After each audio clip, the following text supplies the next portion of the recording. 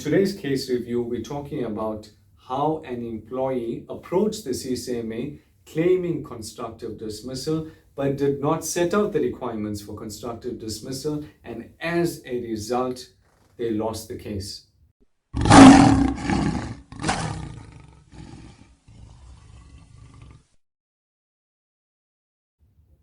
Hi, my name is Aslam Moolla and I am a registered attorney. So in today's video, we want to talk about a case that we were reading and we wanted to bring to your attention. The reason why is because you must take proper legal advice before you resign, or even as you're approaching the CCMA for constructive dismissal.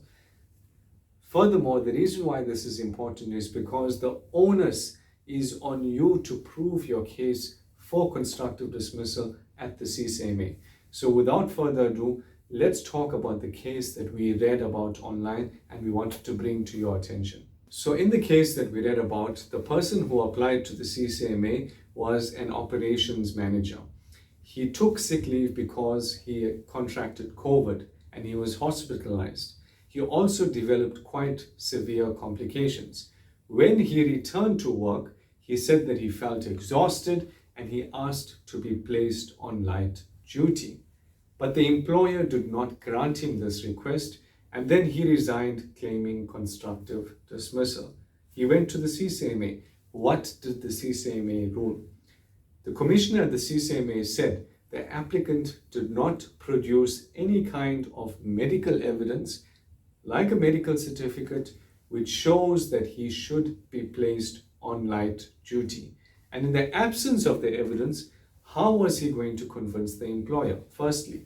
And secondly, if the applicant who applied to the CCMA felt that he was treated unfairly, he should have opened up a grievance. He should have given an opportunity to the employer to fix the situation instead of resigning without giving an opportunity to the employer.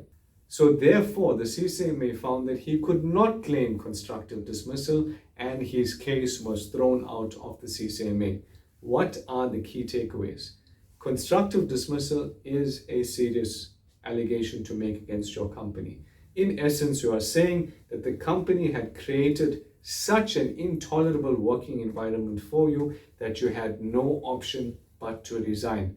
Make sure that you get proper legal advice before you rush off to the CCMA or before your arbitration date.